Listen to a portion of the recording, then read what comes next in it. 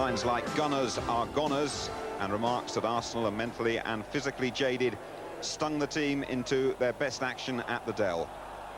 First goal after only 7 minutes, Perry Groves preferred to Merson, and Arsenal with a great start. A really competitive, physical battle, this one at the Dell. But David Rocastle this season has scored some excellent individual goals, and here's another one to add to the list. Superb stuff. Southampton now only one win in their last 19 matches, given some hope by their skipper Glenn Cockrell. A real mix-up though between Dixon and Adams, giving him the chance.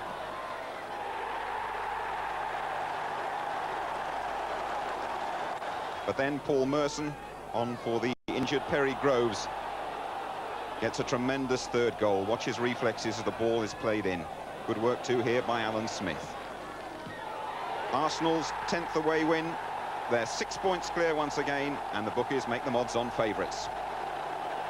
The Magpies back to their mischievous ways, pilfering points from the Canaries, who played as if they'd recently run out of trill. It also happened to be one of Mirandinha's good days. His performance and 10th goal of the season personified the unpredictable nature of the occasion. Well, having learnt the Portuguese for pass it, Jim Smith has hammered the point home to his enigmatic Brazilian star, who was cleverly involved in the build-up to Liam O'Brien's clincher, his second of the week. 2-0, Newcastle. Everton's manager Colin Harvey was furious with his side after their defeat at Newcastle. He left out Cotty, gave them extra training, and after just a minute he saw Millwall go a goal up at Goodison. Carter's cross, Cascarino the head back, and Sheringham in for his first in 10 matches. This was another bitter competitive struggle, very physical as well, and midway through the second half, a debatable penalty as Thompson goes in there. Referee John Martin was right on the spot. And it's Kevin Sheedy's left foot. 1-1 then. Everton still only won one of their last 10 league games. Forest win, a mixture of the sublime and the ridiculous. Their opener beautifully set up by Nigel Clough and ruthlessly finished off by Steve Hodge.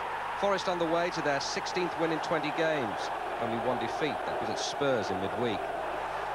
Well, Bobby Robson was there to watch about half a dozen England candidates.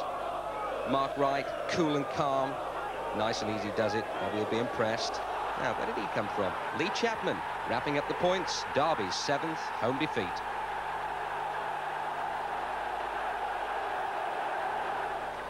Luton Town might well have Wembley on their minds. Their league form at the moment is dreadful, and they haven't won in Manchester this century.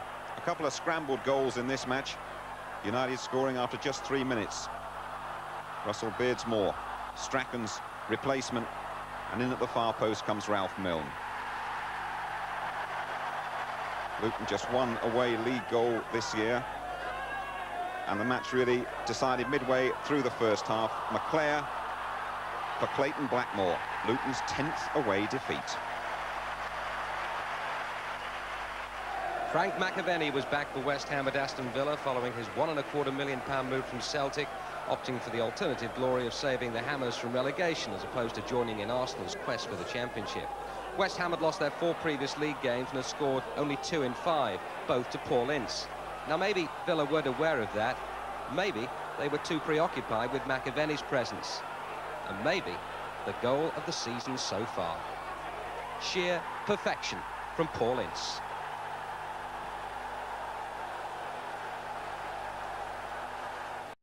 Both Sheffield Wednesday and Queen's Park Rangers have been spending to try and get out of trouble. Spackman for the substitute Mark Falco. 65 minutes gone. Now Martin Allen has had his problems, but as long as he continues to do things like this on the pitch for Rangers, well, he might well just get the move he's after. A fine result then for QPR, but Wednesday very deep in trouble. Well, no goals at Selhurst Park, but that was good enough to improve Charlton's position by 2 places. Gary Bannister really should have done better with that. He'd scored in the previous 2, but Coventry have now gone 5 without a win. Well, no one trying harder or unluckier than Bannister. They thought that had crossed the line, but it hadn't. Charlton's best effort came from Steve McKenzie, who got the equaliser against Arsenal on Tuesday. This is McKenzie, off one post and the other. Steve Ogrizovic had it covered all the time.